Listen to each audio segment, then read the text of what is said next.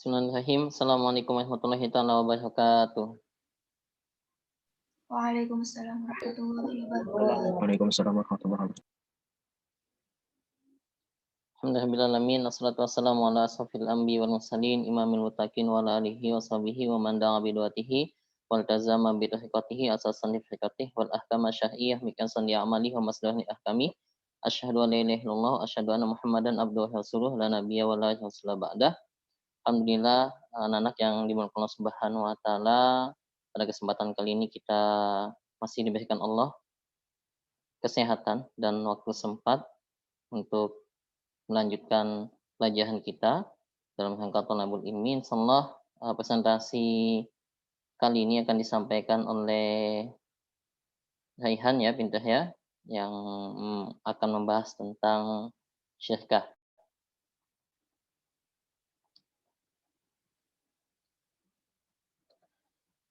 Oke, untuk mempersingkat waktu, silahkan Raihan untuk menyampaikan materinya. Assalamualaikum warahmatullahi wabarakatuh. Alhamdulillah. Alhamdulillahilladzi khalaqas samawati wal ardh wa ja'ala adh-dhulumati wan nur tsumma alladziina kafaru bi rabbihim ya'dilun. Asyhadu an la ilaha illallah wa asyhadu anna Muhammadan abduhu wa rasuluhu la nabiyya wa la rasula ba'dah, amma ba'd. Segala puji bagi Allah Subhanahu wa taala yang telah memberikan kita kesempatan dan juga kesehatan sehingga bisa bertemu dalam majelis kali ini. Tak lupa sholawat dan juga salam selalu kita aturkan kepada Nabi kita, Nabi Muhammad SAW, yang karena beliaulah kita dapat merasakan nikmatnya iman dan juga Islam. Pada kesempatan kali ini, saya akan memberikan penjelasan kepada teman-teman semua tentang materi syirkah dalam fikih.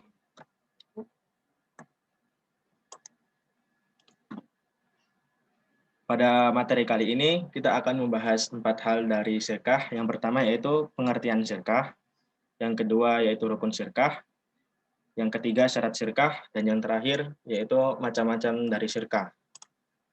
Yang pertama, pengertian syirkah. Pengertian syirkah sendiri itu bisa dibagi menjadi 2, yaitu menurut bahasa dan menurut istilah. Kata syirkah dalam bahasa Arab berasal dari kata syarika, yasraku, syarikan, syirkatan. Artinya menjadi sekutu atau serikat. Sedangkan menurut arti asli bahasa Arab, syirkah itu berarti mencampurkan 2 bagian atau lebih sehingga tidak dapat lagi dibedakan antara bagian yang satu dengan bagian yang lainnya. Adapun menurut istilah, syirkah adalah suatu akad antara 2 pihak atau lebih yang bersepakat untuk melakukan suatu usaha dengan tujuan memperoleh keuntungan. Dalam fikih, syirkah dikenal juga dengan al-istima'u fi istihaqi aw tasrif, yaitu suatu bentuk jalinan kerjasama antara satu orang dengan orang yang lain dalam kepemilikan dan juga tasarruf pengolahan. Yang kedua yaitu rukun dan syarat syirkah. Rukun syirkah dibagi menjadi 3. Yang pertama yaitu aqidani, yaitu orang 2 belah pihak atau lebih yang berakad. Yang kedua yaitu objek akad, barang yang diakadkan, bisa disebut juga dengan ma'qudun alaih. Yang terakhir yaitu sigot atau akad antara kedua belah pihak. Adapun syarat sah dari akad ini, sigot ini, ada 2, yaitu yang pertama, objek akadnya berupa tasarruf, yaitu aktivitas pengelolaan harta dengan melakukan akad-akad, misalnya akad jual beli. Yang kedua, objek akadnya dapat diwakilkan atau wakalah agar keuntungan syirkah menjadi hak bersama di antara para syarik atau orang-orang yang berakad. Lalu syarat syirkah dibagi menjadi 3. Yang pertama yaitu ada aktivis yang mengelola.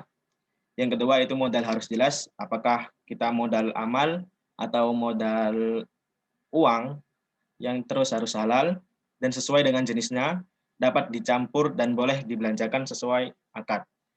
Yang ketiga, untung rugi diterima dengan ukuran harta masing-masing, persentase atau sesuai kesepakatan masing-masing orang yang berakad. Yang ketiga yaitu macam-macam syirkah. Macam-macam syirkah dibagi menjadi 2. Yang pertama yaitu syirkah amlak dan syirkah ukut.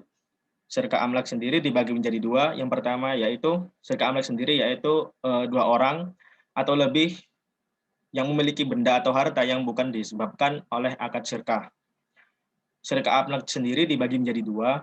Yang pertama yaitu syirkah jabr, yaitu berkumpulnya dua orang atau lebih dalam pemilikan suatu benda secara paksa. Yang kedua yaitu syirkah al-ikhtiyar, kerjasama yang muncul karena adanya kontrak antara orang yang bersekutu supaya memperoleh hasil dengan cara mengelola harta itu. Bagi setiap yang berserikat memperoleh bagian yang ditentukan dari keuntungan. Yang kedua yaitu syirka ukut. Syirka ukut dibagi menjadi 5, yang dimana menurut Syekh An-Nabhani berpendapat bahwa semua itu adalah syirkah yang dibenarkan dalam syariat, sepanjang memenuhi syarat-syaratnya. Syirka ukut sendiri dapat diartikan sebagai akad kerjasama antara dua orang yang bersekutu dalam modal dan keuntungan.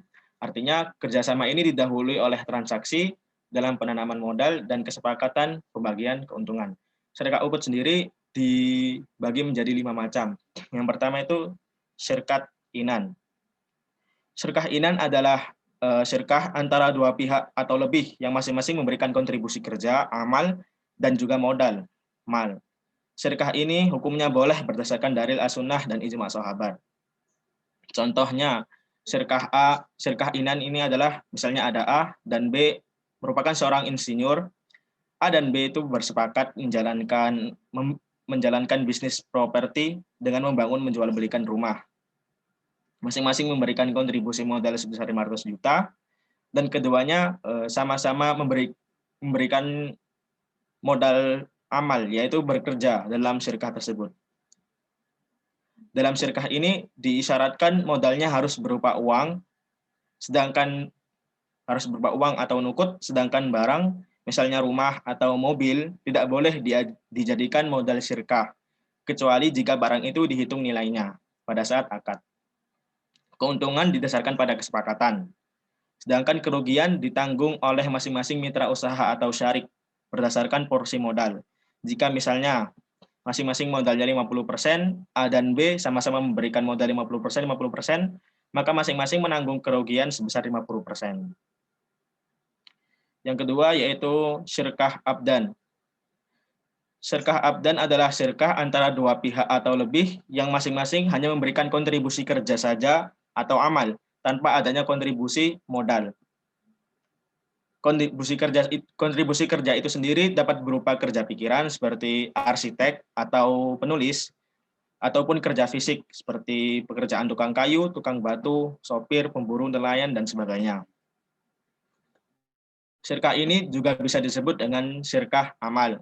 Contohnya, A dan B keduanya adalah nelayan, bersepakat melaut untuk mencari ikan.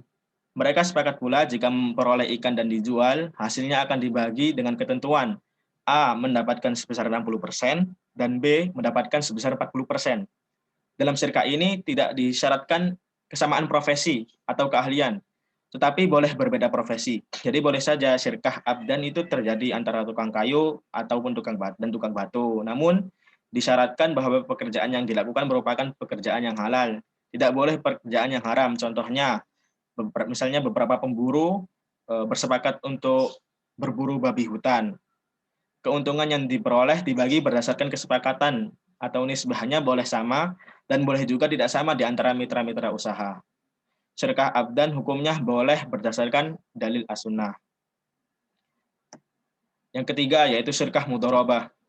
Syirkah mudharabah adalah syirkah antara dua pihak atau lebih dengan ketentuan satu pihak memberikan kontribusi amal, sedangkan pihak lain memberikan kontribusi modal. Istilah mudharabah sering dipakai oleh ulama Irak, sedangkan ulama Hijaz menyebutnya qirab. Contoh dari syirkah mudharabah yaitu misalnya ada A sebagai penanam modal, sohib al-mal atau rob al-mal, memberikan modalnya sebesar 10 juta kepada B yang bertindak sebagai pengelola modal, amil atau mudharib dalam usaha perdagangan umum, misal usaha toko kelontong. Ada dua bentuk lain sebagai variasi syirkah mudharabah. Yang pertama yaitu dua pihak, misalnya A dan B, sama-sama memberikan kontribusi modal, sementara pihak ketiga, katakanlah C, memberikan kontribusi kerja saja. Variasi yang kedua yaitu pihak pertama, misalnya A, memberikan kontribusi modal dan kerja sekaligus, sedangkan pihak kedua, misalnya B, hanya memberikan kontribusi modal tanpa kontribusi kerja. Kedua bentuk syirkah ini masih tergolong syirkah mudharabah. Hukum syirkah mudharabah adalah jaiz, boleh berdasarkan dalil as-sunnah dan ijma' sahabat. Dalam syirkah ini, kewenangan melakukan tasarruf hanyalah menjadi hak pengelola. Mudharib atau amil, pemodal, tidak berhak turut campur dalam tasarruf. Namun demikian, pengelola terikat dengan syarat-syarat yang ditetapkan oleh pemodal. Jika ada keuntungan, ia dibagi sesuai kesepakatan di antara pemodal dan juga pengelola. Sedangkan kerugian ditanggung hanya pemodal saja. Sebab dalam mudharabah berlaku hukum wakalah atau perwakilan. Sementara seorang wakil tidak menanggung kerusakan harta atau kerugian dana yang diwakilkan kepadanya. Namun demikian, pengelola turut menanggung kerugian jika kerugian itu karena kesengajaannya atau karena melanggar syarat-syarat yang ditetapkan oleh pemodal. Yang keempat yaitu syirkah wujuh. Syirkah wujuh disebut juga dengan syirkah ala adzimam. Disebut syirkah wujuh karena didasarkan pada kedudukan atau ketokohan seseorang di masyarakat.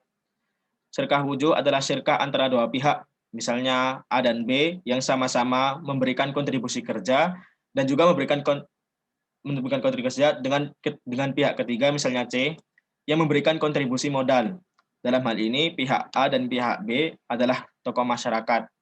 Syirkah semacam ini hakikatnya termasuk dalam syirkah mudharabah, sehingga berlaku ketentuan-ketentuan syirkah mudharabah padanya.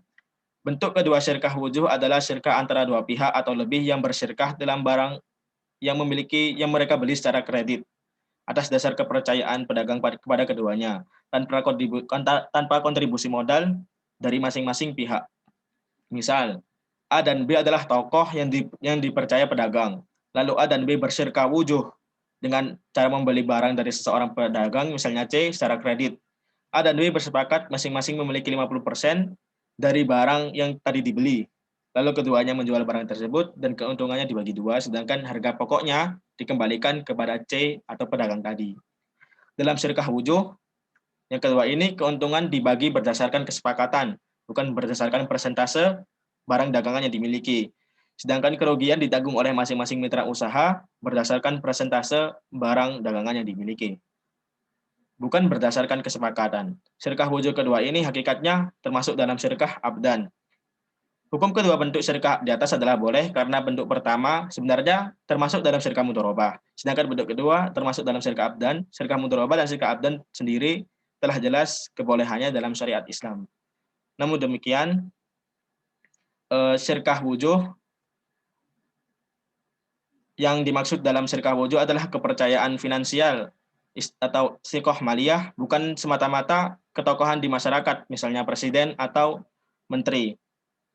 Jadi tidak disahkan syirkah yang dilakukan oleh seorang tokoh, katakanlah seorang menteri atau pedagang besar yang tidak dikenal jujur atau suka menyalahi janji dalam urusan keuangan. Sebaliknya, syirkah wujuh yang dilakukan oleh seorang yang biasa-biasa saja, tetapi oleh para pedagang dia dianggap memiliki kepercayaan finansial yang tinggi. Misalnya dikenal jujur dan tepat janji dalam urusan keuangan. Syirkah ukut yang terakhir yaitu syirkah mufawadhah. Syirkah mufawadhah adalah syirkah antara dua pihak atau lebih yang menggabungkan semua jenis syirkah di atas. Syirkah inan, syirkah abdan, syirkah mudharabah, dan juga syirkah wujuh. Syirkah mufawadhah dalam pengertian ini adalah boleh, hukumnya adalah boleh, sebab setiap jenis syirkah yang sah ketika berdiri sendiri, maka sah pula ketika digabungkan dengan jenis syirkah lainnya. Keuntungan yang diperoleh dari syirkah wujuh ini, syirkah mufawadhah ini dibagi sesuai dengan kesepakatan. Sedangkan kerugian ditanggung sesuai dengan jenis syirkahnya, yaitu ditanggung oleh para pemodal sesuai porsi modal jika syirkah inan, ditanggung pemodal saja jika merupakan syirkah mudharabah, atau ditanggung mitra usaha berdasarkan persentase barang dagangan yang dimiliki jika berupa syirkah wujuh. Contoh, A adalah pemodal berkontribusi modal kepada B dan C, yang merupakan dua insinyur teknik sipil, yang sebelumnya sepakat bahwa masing-masing berkontribusi kerja. Kemudian B dan C juga sepakat berkontribusi modal untuk membeli barang secara kredit atas dasar kepercayaan pedagang kepada B dan C. Dalam hal ini, pada awalnya adalah syirkah abdan, yaitu ketika B dan C sepakat masing-masing bersyirkah dengan memberikan kontribusi kerja saja. Lalu ketika A memberikan modal kepada B dan C, berarti di antara mereka bertiga terwujud syirkah mudharabah. Di sini A sebagai pemodal, sedangkan B dan C sebagai pengelola. Ketika B dan C sepakat bahwa masing-masing memberikan kontribusi modal, di samping kontribusi kerja, mereka terwujud syirkah inan di antara B dan C.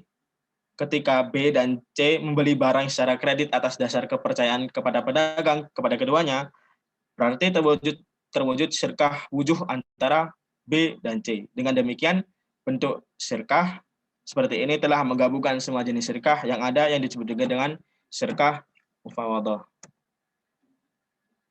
Demikian yang dapat saya sampaikan, kurang lebihnya mohon maaf. Akhirul kalam, hinas siratal mustaqim. Assalamualaikum warahmatullahi wabarakatuh.